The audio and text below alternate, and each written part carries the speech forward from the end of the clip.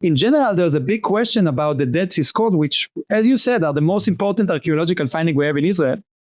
The question is, yes, we found 25,000 fragments of these scrolls and lots of text that tells us a lot about this crucial period in the history of the area when it's important for Judaism, it's important for Christianity because Jesus might have been there and so on at that time.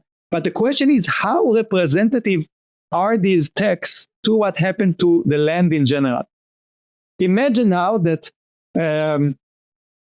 the country is destroyed in a nuclear war or something, and all that remains is the library of someone who was hiding in some cave in the desert, in the most difficult place you can imagine to live in, super hot.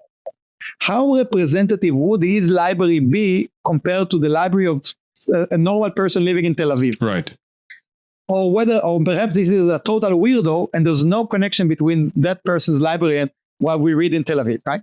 And we learn about the period based on what was found in Qumran in the desert where it's 40 degrees and there's no water and it's really hard to live.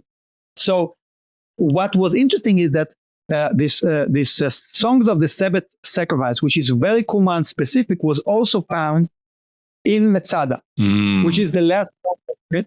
And people didn't know whether these songs, the fragments, the parchments, were just brought there by people who escaped from Qumran to Masada, because this is the most precious belonging. If you have to run, you take your scrolls with you, right?